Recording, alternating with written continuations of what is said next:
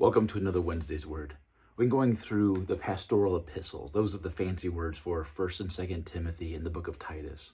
And together, what those set apart are a way to help young leaders lead themselves and lead the church. There's a line in 1st Timothy, I believe, that says, "Watch your life and doctrine closely, for by doing so you will save yourself and those who hear you." So there's something especially for leaders, but to some degree, most of us are leaders. We're leading ourselves, but there's people who are taking cues around us, either, whether it's someone at coffee break, someone in your school, someone at work who sees you as a Christian and might say, okay, I'm going to take a couple steps and a couple lessons from your life. That's the stuff of leadership. And what Paul constantly challenges Timothy, Titus, and us is that we have to watch ourselves carefully so that we don't just drift.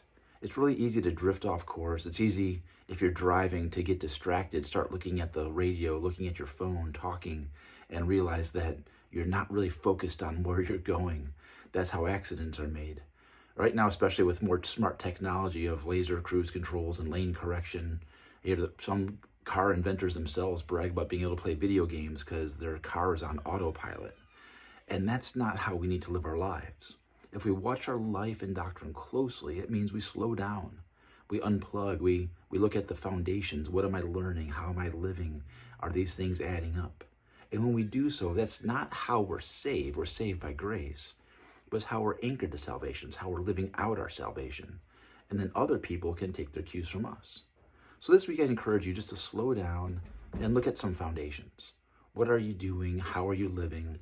And is there actually a carefulness? Watch your life and doctrine carefully. Or have you just been drifting a bit? And if you have been drifting, don't wallow in guilt and lose time doing that. Just say, okay, here's a few things I can do to start being more careful with my life, with my doctrine. Doctrine-wise, maybe pick up a theology book. R.C. Sproul's The Holiness of God or Chosen by God. It's a place to start, or doing a devotional, or just getting a study Bible and saying, okay, I'm going to go through the book of John and start learning what does it mean when Jesus says these things. Watch your doctrine closely, or watch your life. Put on some filters so your viewing habits are a little better. Build an accountability partner in your life where you can check in on drinking or arguments with a spouse or bad habits you've fallen into.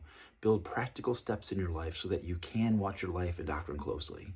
This isn't what saves you out of hell, but it's what saves you so you're not living in hell while you're struggling to get toward the kingdom of God. All right, that's all I got. God bless.